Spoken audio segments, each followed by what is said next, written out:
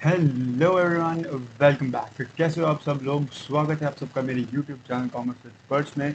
आज आ गया हूँ मैं आपके लिए सेकंड क्लास लेकर इकोनॉमिक्स की। और आज हम करने वाले हैं अपने आगे के टॉपिक्स। जो टॉपिक्स हम आज कवर करेंगे वो है एक तो माइक्रो मैक्रो का डिफरेंस और साथ में पॉजिटिव और नॉर्मेटिव इकोनॉमिक्स का डिफरेंस। लास्ट क्लास में हमने देख लिया था कि इकोनॉमिक्स क्या होती है, उसमें कौन कौन सी प्रॉब्लम्स होती हैं, और हमने उसके नोट्स भी बना लिए थे। तो होप आपने इंट्रोडक्टरी क्लास देख ली होगी, सिलेबस की वीडियो भी आपने देख ली होगी, आई होप सो। अगर आपने अभी तक वो दोनों वीडियोस नहीं देखी हैं तो आप आई बटन पे क्लिक करेंगे तो आपको वो दोनों वीडियोस देखने को मिल जाएंगी। तो अब इस क्लास का टॉपिक स्टार्ट करते हैं। सबसे पहले हम देखते हैं माइक्रो इकोनॉमिक्स क्या होती है। देखो, माइक्रो हमें एक ग्रीक वर्ड मिक्रो से मिली है जिसका मतलब होता है स्मॉल। माइक्रो इकोनॉमिक्स में जो चीज़ें भी आप पढ़ोगे वो स्मॉल लेवल पर पढ़ोगे, इंडिविजुअल के लेवल पर पढ़ोगे, चाहे वो इंडिविजुअल पर्सन हो, चाहे वो इंडिविजुअल फर्म हो, चाहे वो इंडिविजुअल ऑर्गेनाइजेशन हो। आप हर चीज़ एक इंडिविजुअल को कंसिडर कर कर पढ़ोगे। उसकी सारी प्रॉब्लम्स को हम एक इंडिविजुअल लेवल तक ही देखेंगे। इकोनॉमिक्स की सारी प्रॉब्लम्स को हम एक इंडिविजुअल लेवल तक ही देखेंगे। तो माइक्रो इकोनॉमिक्स क्या होता है? माइक्रो इकोनॉमिक्स मतलब micro is in English origin has its origin in the Greek word which means small. Micros का मतलब होता है small.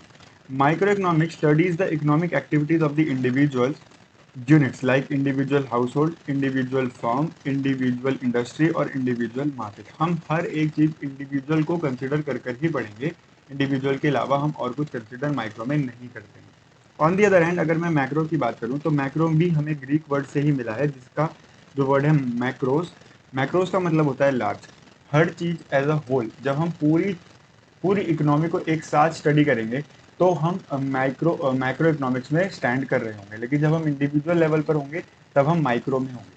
ठीक है, तो macro economics deals with the aggregates at the level of the economy as a whole, like aggregate demand, aggregate supply, all goods and services in the economy. मतलब जब भी हम एग्रीगेट करेंगे चीज़ों को, जब भी हम इकट्ठा करके चीज़ों को पढ़ेंगे तब हम मैक्रो इकोनॉमिक्स में फॉल करेंगे। ठीक है, अब हम इनका डिफरेंस देख लेते हैं एक बार।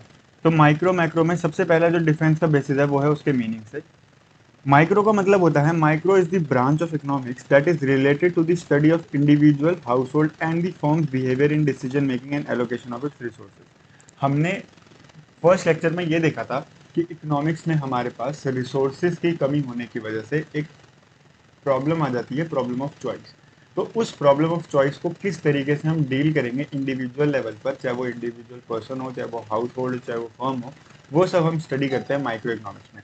तो माइक्रो इकोनॉमिक्स एक ऐसी ब्रांच है इकोनॉमिक्स की जो हमारे इंडिविजुअल हाउस होल्ड या फिर फर्म के बिहेवियर को स्टडी करती है कि वो किस तरीके से अपने रिसोर्सेज को यूज करेंगे, एलोकेट करेंगे और अपने डिसीजन मेकिंग करेंगे।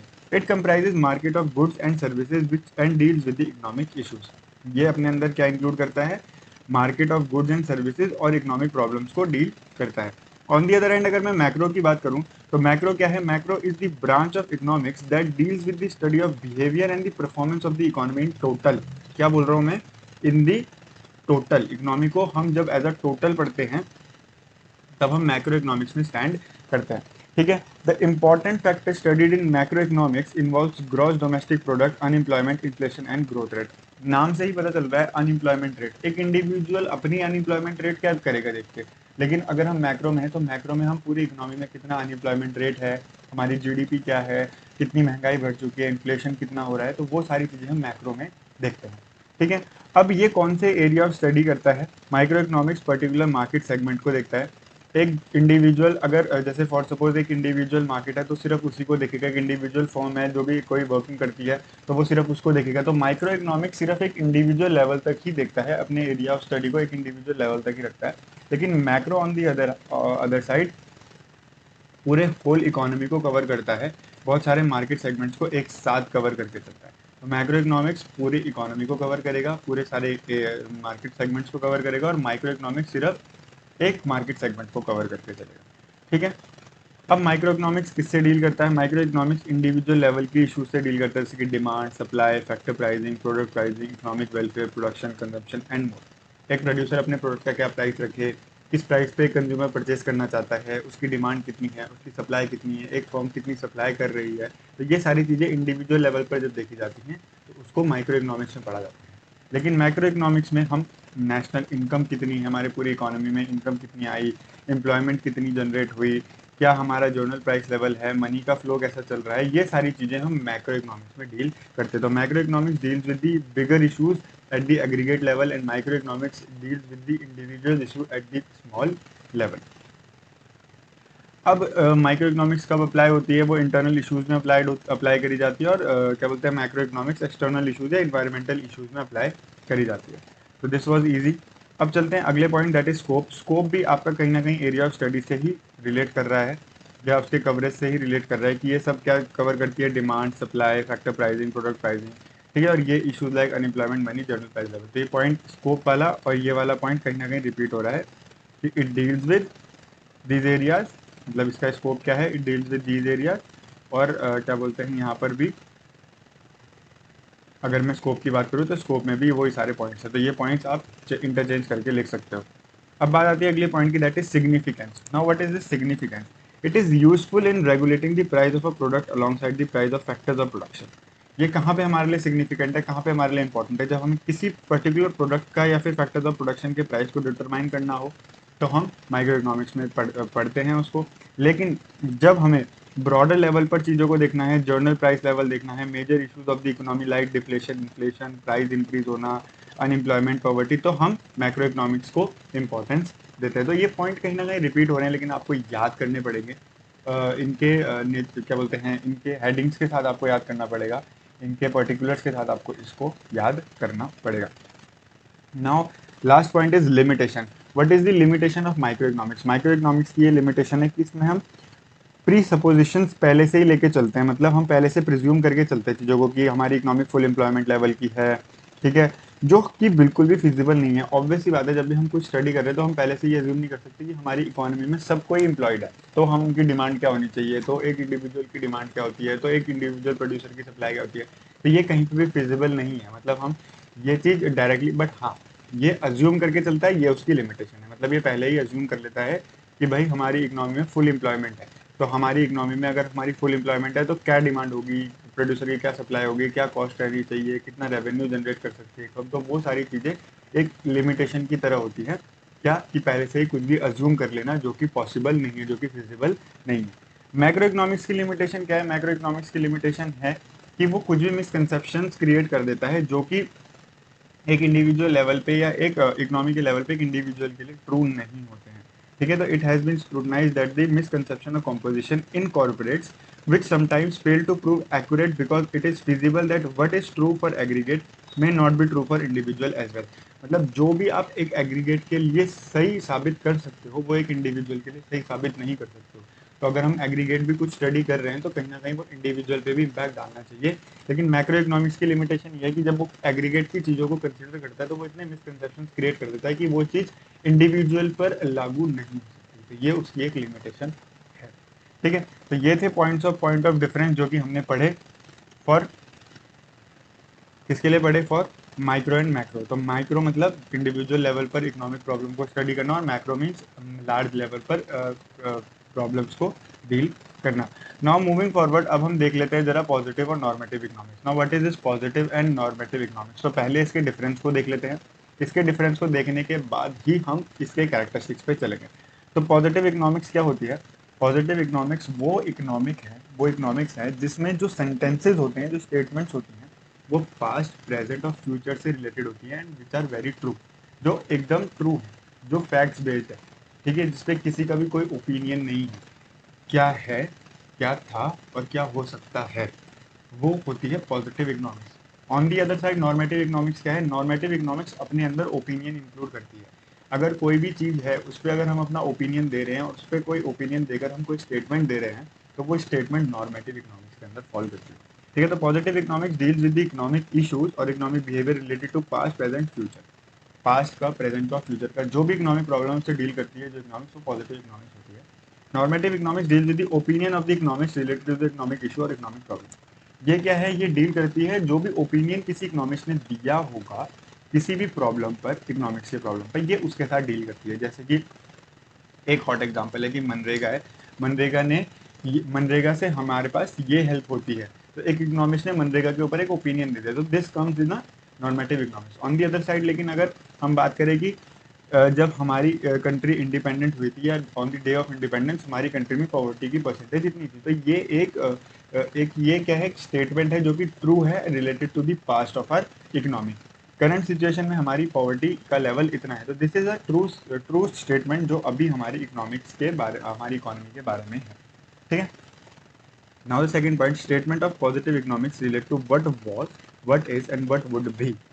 क्या है, क्या था और क्या हो सकता है, ये उसकी बात करती है। लेकिन ऑन दी अदर साइड ये क्या बोलती है कि क्या होना चाहिए, ये अपना ओपिनियन देती है। Normative economics always gives it's opinion, क्या होना चाहिए, तो ये उसके बारे में बात करती है। ठीक है। Third point about positive economics, statement of positive economics are not necessary the statement of truth. ये बिल्कुल ट्रू हो ये ही पॉसिबल नहीं है, but these may be true or false, ये true भी हो सकती है, false भी हो सकती है। Example, somebody says population of India is more than the population of China. It is definitely a positive statement, but it is wrong. One can verify. हम अगर कोई भी स्टेटमेंट दे रहे हैं, हो सकता है वो ट्रू भी हो सकता है वो फॉल्स भी हो, बट हम इन स्टेटमेंट्स के थ्रू जो भी हम स्टेटमेंट दे रहे हैं उसको हम वेरीफाई कर सकते हैं, मतलब दे आर वेरीफाइबल। जैसे कि मैंने अभी आपको एग्जांपल दिया कि इंडिपेंडेंस के टाइम पे हमारी पॉपुलेशन की परसेंटेज इतनी थी। इट माइट बी पॉसिबल कि वो ट्रू है या फॉल्स है, लेकिन अगर हम उसको कंपेयर करें जो भी उस टाइम की स्टैटिस्टिक्स होगी, तो हम वहाँ से वेरीफाई कर सकते हैं that our statement is true और फॉल्स। ठीक है। तो ये बात करती है ट्रूथ के बारे में। एग्जैक्टली ट्रू है या नहीं है ये नहीं कह सकते, but we can verify the statement. Normative statement क्या होती है, ये ना तो ट्रू होती है ना तो फॉल्स होती है, ये अपने ओपिनियन इंक्लूड करती है। मतलब ये एक डिबेटेबल सिचुएशन क्रिएट कर देती है कि हमने किसी भी चीज़ पे अपना ओपिनियन दे दिया, अब वो सच है गलत है उससे मतलब नहीं है, बट ओपिनियन दे दिया। हाँ, कोई स्टेटमेंट ट्रू थी, उस ट्रू स्टेटमेंट पे हम ओपिनियन दे रहे, तो ओपिनियन ट्रू है या फॉल्स है उससे फर्क नहीं पड़ता, लेकिन जो स्टेटमेंट थी वो मे भी ट्रू फॉल्स हो सकती है, लेकिन उस पर जो हमने ओपिनियन दिया है जो नॉर्मेटिव इकोनॉमिक्स है वो ट्रू फॉल्स का उससे कुछ लेना देना नहीं है। जैसे example, somebody says that old age pension should be stopped, it is just an opinion. बहुत से लोग बोलते हैं कि ओल्ड एज पेंशन को बंद कर देना चाहिए, तो ये एक ओपिनियन है। अब ये ट्रू है फॉल्स है ये तो एक ओपिनियन है ना, we can not say that it is true और फॉल्स, वी कैन नॉट जज इट। ठीक है। Now, the fourth point is facts and figures as the element of positive economics are verifiable for truth. हम यहाँ से verify कर सकते हैं चीज़ों को। Normative statements are not verifiable at all, हम इसको वेरीफाई नॉर्मेटिव इकोनॉमिक्स में हम अपने स्टेटमेंट को अपने ओपिनियन को वेरीफाई नहीं कर सकते। ठीक है। पॉजिटिव इकोनॉमिक्स में कोई भी वैल्यू जजमेंट नहीं होती। वैल्यू जजमेंट मतलब हम अपना विचार रखते हैं कि विचार सही है या गलत है, ये चीज़ पॉजिटिव इकोनॉमिक्स में नहीं होता, नॉर्मेटिव इकोनॉमिक्स में होता है। जब भी हमने कोई ओपिनियन दिया तो दैट ओपिनियन इज गुड और बैड, उसको जज करना ये नॉर्मेटिव इकोनॉमिक्स का काम होता है, वैल्यू जज करना पॉजिटिव इकोनॉमिक्स का काम नहीं होता। ठीक है। तो आपको ये डिफरेंस ही बहुत हो जाएगा मोर देन इनफ चीज़ों को समझने के लिए। ऑल्दो मैंने यहाँ पे कैरेक्टरिस्टिक्स भी लिखी हैं कि पॉजिटिव इकोनॉमिक्स की कैरेक्टरिस्टिक्स क्या होती है और नॉर्मेटिव इकोनॉमिक्स की कैरेक्टरिस्टिक्स क्या होती है। तो पॉजिटिव इकोनॉमिक्स की जो कैरेक्टरिस्टिक्स हैं वो क्या है, the statements highlights the nature and the extent of economic problem or analyze the economic behavior of the people related to the past, present and future। हम इकोनॉमिक प्रॉब्लम को analyse कर सकते हैं यहाँ पर कि किस एक्सटेंट की वो इकोनॉमिक प्रॉब्लम है, पास्ट की हो, प्रेजेंट की हो, फ्यूचर की हो। पॉजिटिव इकोनॉमिक्स की characteristic. Second point, the statements are based on facts and figures related to the past, present and future. ये फैक्ट्स पे बेस्ड होता है, हम इसको वेरीफाई कर सकते हैं। थर्ड पॉइंट, वेरीफाई कर सकते हैं सच है या गलत। Fourth point, the statement do not reflect any value judgement और ओपिनियन ऑफ द इकोनॉमिस्ट। यहाँ पे कोई भी ओपिनियन नहीं होता, यहाँ पे सच्चाई होती है, या तो सच होगा या तो गलत होगा। ये डायरेक्टली स्टेटमेंट हम वेरीफाई कर सकते हैं। ठीक है। अब बात आती है नॉर्मेटिव इकोनॉमिक्स की। नॉर्मेटिव इकोनॉमिक्स में सबसे पहले कि ये वैल्यू जजमेंट इंक्लूड करती है, इन्वॉल्व करती है, मतलब हम अपने विचार को, अपने ओपिनियन को ये देख सकते हैं that this opinion is good और बैड फॉर अस और नॉट। तो ये वैल्यू जजमेंट इंक्लूड करती है। Second point, the statements leads to controversies and debate. अगर कोई भी ओपिनियन देता है तो हो सकता है ना, हर पर्सन का ओपिनियन अलग अलग हो, इस इकोनॉमिस्ट ने कुछ और ओपिनियन दिया, इसने कुछ और ओपिनियन दिया। मे बी जो मनरेगा गवर्नमेंट की एक पॉलिसी है एक इकोनॉमिस्ट के लिए that is good for the economy and for the other economist it might be possible कि वो उसके लिए सही नहीं हो, तो उसका ओपिनियन हो सकता है उसके अगेंस्ट जाए, उसका ओपिनियन उसके साथ जाए। तो ये एक डिबेट और कॉन्ट्रोवर्सी क्रिएट करती है ये स्टेटमेंट्स। ठीक है। Third point, the statements indicate opinion and are therefore not verifiable for truth. ये सिर्फ ओपिनियन है, हम इसको वेरीफाई नहीं कर सकते। Fourth and the last point is the statements reflect what ought to be as the solution to the economic problem. अगर कोई इकोनॉमिक प्रॉब्लम है तो पॉजिटिव इकोनॉमिक्स में तो बताते हैं ना कि इकोनॉमिक प्रॉब्लम है। ठीक है। पास्ट की है, प्रेजेंट की है, फ्यूचर की है। लेकिन नॉर्मेटिव इकोनॉमिक्स में क्या है कि हम अपना ओपिनियन देते हैं कि हम इसको कैसे सॉल्व कर सकते हैं, क्या होना चाहिए इस सिचुएशन में, क्या होगा, और वो हर किसी इकोनॉमिक्स के लिए अलग अलग हो सकती है, because every one has their own and different opinion. ठीक है, तो होप आपको ये चीज़ें समझ आई। हमने 2 टॉपिक इस लेक्चर में कवर करे, दैट इज माइक्रो मैक्रो का difference and positive normative economics. अगली वीडियो में इस चैप्टर को फिनिश करेंगे, अपने इंट्रोडक्टरी चैप्टर को, जिसमें हम इकोनॉमी क्या होती है और इकोनॉमी की ऑर्गेनाइजेशन क्या क्या कितनी है, कितनी तरीके की इकोनॉमी होती है बेसिकली, वो हम पढ़ेंगे। तो होप आपको वीडियो पसंद आई हो। अगर वीडियो पसंद आई है तो लाइक करिएगा वीडियो को, सब्सक्राइब करिएगा चैनल को, और बेल आइकन नोटिफिकेशन के लिए ज़रूर प्रेस कर लीजिएगा। Thank you for watching this video. Stay connected, stay fit and stay happy.